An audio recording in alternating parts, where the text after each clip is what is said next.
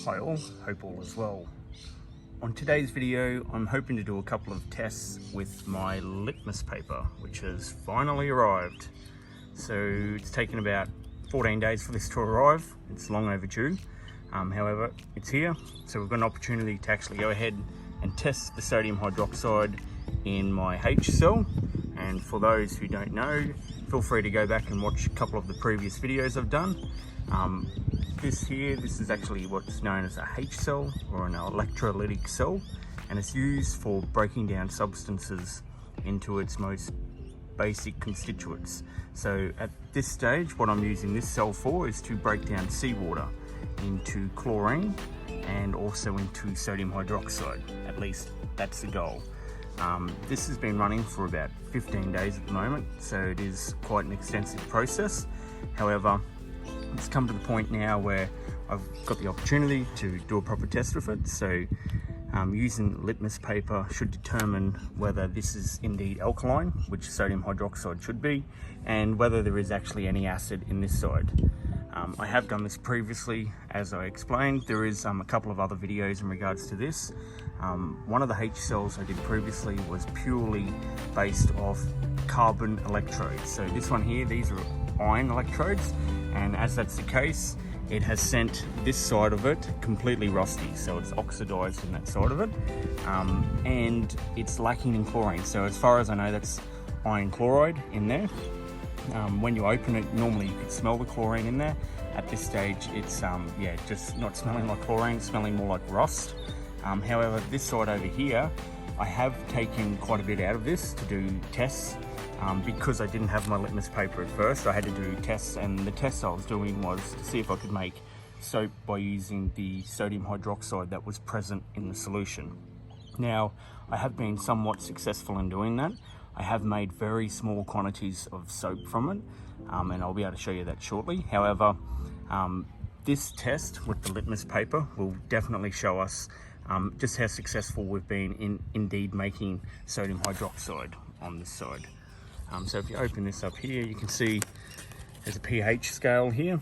It's just 1 to 14. Pretty much anything up to 7 is acidic, and anything from 8 all the way through to 14 here is alkaline. So if we were to dip one of these strips into this one here, for instance, and it comes up with either between 11, 12, 13 or 14, then it proves that we have indeed made sodium hydroxide from seawater. And we're about to do that now, so we'll give it a test. We're also going to do a couple of other tests as well, so we will test that solution there to see if it is indeed acidic. I'm also going to do a basic test on seawater as well, just so you, the viewer, can actually see what basic seawater is. It should be, by all standards, neutral, or as close to as possible, so it should come up as yellow. The colour of the strip shouldn't change all that much. And I'll also do a test on some chlorine. So this is from the carbon electrodes. So originally, instead of having the iron electrodes, I just had the carbon electrodes, as you can see there. And as that was the case, I produced really clean chlorine. So there was no doubt that I produced the chlorine. The biggest fault with the H cell while using carbon electrodes was it produced a lot of natron. And natron is sodium carbonate. It's the same stuff that the Egyptians have used to mummify their dead. It's also used in glass making and stuff like that. However, it failed to produce any vast quantities of sodium hydroxide. Now, the reason that could be is purely because the sodium is reacting with the carbon electrode, which is producing sodium carbonate, and it is producing small quantities of sodium hydroxide as well. What I've discovered recently is this is a long process. I need to be able to up the power source to it. So I'm thinking of putting in more battery cells and more carbon electrodes as well. That way I can produce more chlorine and produce more sodium hydroxide at the same time. As I stated earlier, I started this on the 1st of May. It is currently the 15th of May at the moment. So this has been running for 15 days. And at this stage, I know just from the small tests I did with the soap that I was able to make some small quantities of soap from it, and that was at intervals of I think it was 2 days, of 4 days, of 1 week, and we'll do another test with this fluid today as well. However, as stated earlier, we'll do a litmus test this time, and that should determine whether indeed we have produced the sodium hydroxide. So to complete the test, all we need to do is obviously take one of these strips, pull straight out of that booklet there, and then we just want to dip it straight in. If it turns purple, then it is indeed alkaline, which is evidence that there is sodium hydroxide present. As you can see there, that is obvious. So that is extremely purple. In fact, looking at that there, I would say, to make a comparison, would have to be the 13 at the top there, the 12 or the 13. So it is extremely alkaline. It's a bit hard to see there. We'll try and get a better view from up here. In fact, it's even darker than that. You can see how it's darkened over time. So that would be closer to the 14 there, which is evidence that it is indeed extremely alkaline. So I have been successful in being able to make sodium hydroxide from seawater. That's not a problem whatsoever. Obviously there will still be salts present in that as well. So the next test I will be doing is, again, I'll remove a small portion of that fluid in there, and I'll see if I can go ahead, distill all the fluid out of it using my air still, and then using the solids, I'll recombine it with some water, some oil, and we'll see if we can go ahead and make some soap from it. The quantity of soap that we produce will be better evidence of exactly how much sodium hydroxide we have created in 15 days of this process. And while we're here, we might as well test the oxide side as well. So this should be the chlorine side. If there is indeed chlorine present in that mess, it should come up as an orange color, or yellow to orange. However, I have my doubts, but it's worth a shot, so we'll put it in.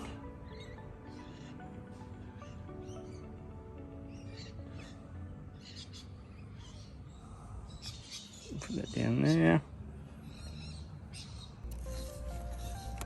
You can see the color range there, and it's very faintly, so between the orange and the yellow, so it is slightly acidic, which is good news. So it's proving that there is indeed chlorine that has been produced, or hydrochlorous acid. What we'll do next is we're going to test this chlorine here that I've produced by using the carbon electrodes instead of the iron electrodes, and we'll see how that goes. In fact, looking at that, it looks like it's probably changed to the 4, which is this one here, which means it is acidic. Now, just opening this bottle, this is the chlorine that I previously collected. It should have a scent of chlorine, which it most certainly does. So there's no doubt about that. What we might do is we're going to give it a bit of a shake up, actually. Just because a lot of that chlorine is gasified, sitting on top of the water there. We don't want it to escape. This here, by the way, is basically a cleaning product. So we've produced chlorine out of seawater, and this can actually be used to put on concrete, for example, to clean up after your dogs and that kind of thing. You could also use it to mop the floor with and stuff like that as well. It's good for cleaning the toiletries and stuff like that as well. So it is an extremely handy solution, as most people who own a pool would know. So what we might do is you can tell the difference there actually by just having a look at that compared to this one here. So that's the acidic one, and that's the alkaline one there. So massive difference between the anode and the cathode.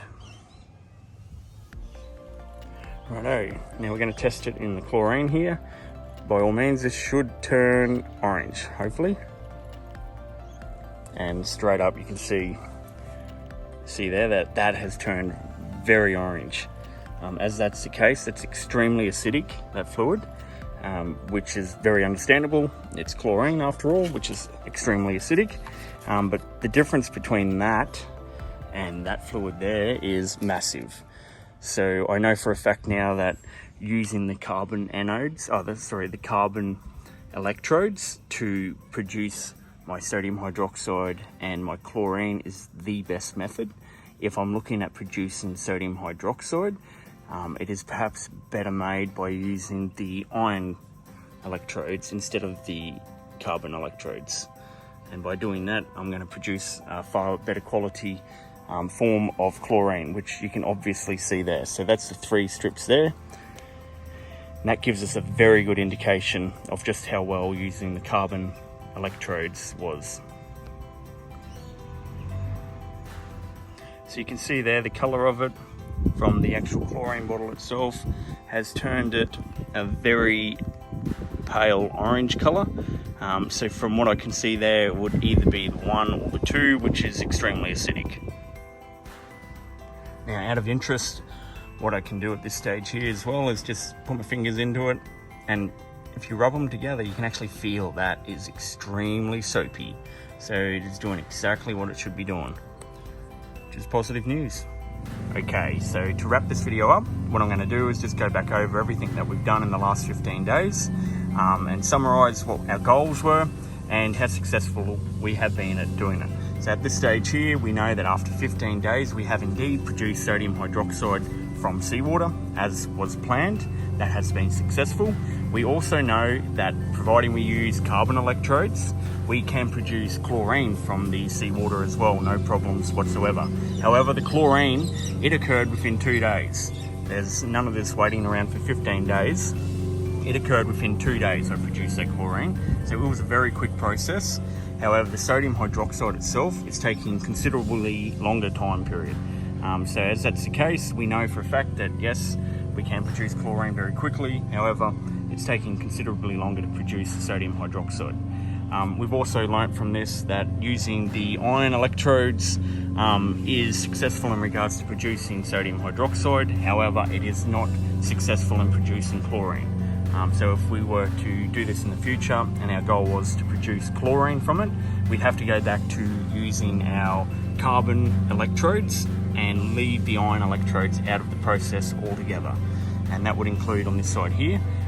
As that's the case, I suspect that we would create a lot more natron from the process at the same time. However, we should still produce a considerable amount of sodium hydroxide as well. And in fact, what I'll do in a future video is I will go ahead and I will remove the iron electrodes from this, and I will install another 2 carbon electrodes into each side of this electrolytic cell, and we'll run the process again to see what variation of results we can get from using it in that format.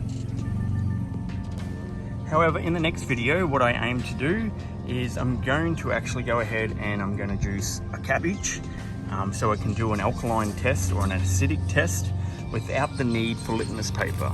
So if getting hold of litmus paper is something that is quite difficult, I have discovered in the past couple of weeks through research that there are 2 tests that you can do to see whether the substance is either alkaline or acidic. One of the tests I did in the previous video, so I used turmeric to actually, basically all I did was put a half a teaspoon of turmeric into a glass of water, and then I added some of this fluid out of the sodium hydroxide side into that cup, and what I found was it went bright orange, which is evidence that we have indeed produced an alkaline solution. Now with the cabbage, what I can do is I can juice a purple cabbage, and by juicing the purple cabbage, I can actually break it into 3 separate cups. And the beauty of the cabbage is you can actually test for alkalinity and acidity at the same time. So you're talking both ranges of your colors. Now what happens is if it's acidic, it'll actually turn one particular color. I can't be sure exactly which one it is at this stage. And if it's alkaline, it will actually turn another color, and that's just from the juice of a cabbage. So that will be in my next video that I'll be producing very shortly. Other than that, I think I might wrap this one up for today. I've been yammering on for quite some time. However, if you found this useful, please feel free to give the video a thumbs up. Subscribe if you're chasing more videos like this. I do go into a bit of a deep dive with this kind of thing where other channels tend to just skip over the fine details of it all. I appreciate all new subscribers as well. If you have any questions, feel free to leave a comment in the comment section below. definitely get on there all the time, checking to see what questions have been asked, and I'm normally pretty quick to reply as well. I'd be more than happy to chat. Other than that, thanks for watching. Cheers, bye. So now it's time to test the ocean water to see what the alkalinity of the ocean water is. By all means, it should be 6 or a 7. Hopefully it should be pretty neutral.